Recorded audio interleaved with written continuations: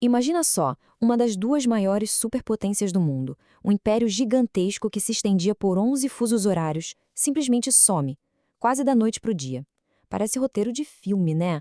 Mas aconteceu. Essa é a história da queda da União Soviética. E nessa análise, a gente vai juntar as peças desse quebra-cabeça para entender como tudo isso foi possível. Para a gente entender essa queda, primeiro a gente precisa voltar um pouquinho no tempo, lá para a Guerra Fria. O mundo por mais de 40 anos ficou dividido. De um lado, os Estados Unidos, capitalismo, democracia, propriedade privada. Do outro, a União Soviética, socialismo, tudo na mão do Estado, economia toda planejada pelo governo. Eram assim dois polos completamente opostos, né? Uma verdadeira batalha de ideias. E olha, não dá para subestimar a União Soviética de jeito nenhum. Eles eram uma potência e uma potência científica de dar inveja. Com um investimento pesado em tecnologia, eles deixaram o mundo de queixo caído. Lançaram o primeiro satélite, o Sputnik, em 57, e não parou por aí. Mandaram o primeiro homem para o espaço, o Yuri Gagarin, em 61. Quer dizer, era uma demonstração de força absurda provando que sim, o sistema deles podia brigar de igual para igual. Só que enquanto os foguetes subiam, lá embaixo, na Terra, a coisa estava começando a complicar. Por dentro, o sistema soviético já mostrava rachaduras bem sérias. A partir da década de 70, aquele gigante começou a estagnar. A fraqueza vinha de dentro para fora. Se a gente tivesse que resumir o problema em uma expressão, seria essa aqui: economia engessada. Pensa num sistema que foi super rápido no começo, mas que com o tempo virou uma âncora. Pesado, puxando tudo para baixo e impedindo qualquer tipo de modernização. E o resultado disso? Bom, ele aparecia na vida real, no dia a dia das pessoas. O governo controlava tudo, então não tinha espaço para inovação. Ninguém concorria com ninguém, então para que melhorar a qualidade dos produtos? O que acontecia na prática? Faltava o básico. Comida, roupa, eletrodomésticos, tudo era difícil de achar. A população acabava tendo que se virar no mercado negro ou mercado paralelo para conseguir as coisas. E aí, a gente chega num ponto-chave: a insatisfação do povo. Imagina a cena. Todo mundo enfrentando fila, prateleira vazia e, ao mesmo tempo, ficava sabendo que a elite do Partido Comunista vivia numa boa, cheia de privilégios. Essa diferença, essa injustiça, foi minando a confiança das pessoas no sistema. A paciência estava acabando. É nesse clima de crise total que surge uma nova figura no poder, Mikhail Gorbachev.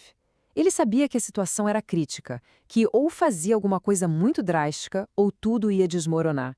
E ele fez uma aposta altíssima, com duas ideias que iam virar a União Soviética de cabeça para baixo. A primeira cartada dele foi a famosa perestroika, o que significa reestruturação. A ideia era basicamente dar um choque na economia, que estava quase morrendo. Gorbachev queria modernizar tudo, deixar a iniciativa privada entrar no jogo, até mesmo buscar grana de fora, com investimento estrangeiro. Era quase uma operação de emergência para tentar salvar o motor da economia soviética. A segunda parte do plano, e talvez ainda mais radical, era a glasnost, ou seja, transparência.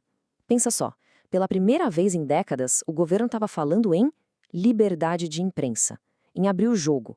A lógica do Gorbachev era até que simples. Olha, para a gente consertar a economia, primeiro a gente precisa admitir que tem problema. E para isso, ele precisava deixar as pessoas falarem, debaterem, uma coisa que nunca tinha acontecido antes. Então, o plano da perestroika era bem prático, sabe? Era tipo, passo 1, vamos liberar alguns setores da economia para o controle privado.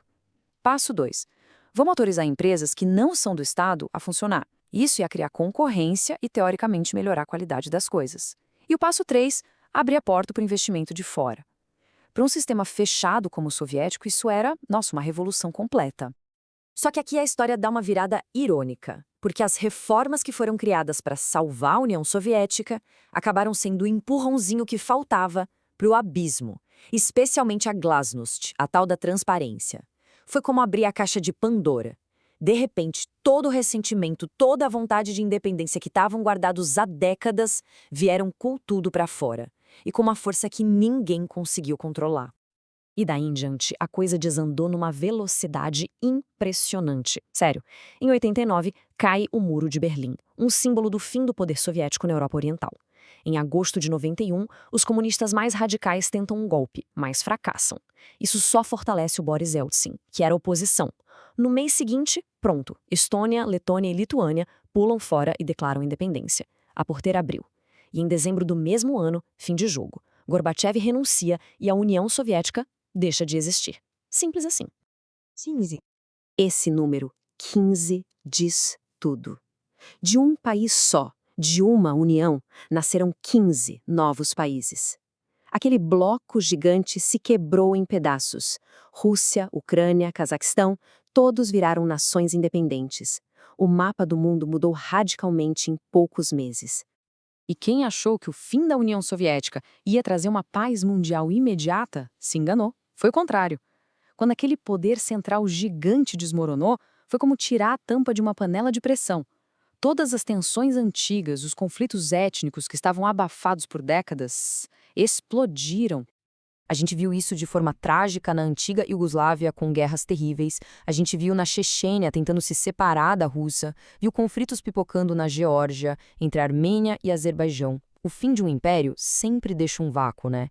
E essa instabilidade, esse rastro de problemas, continua vivo em muitas dessas regiões até hoje.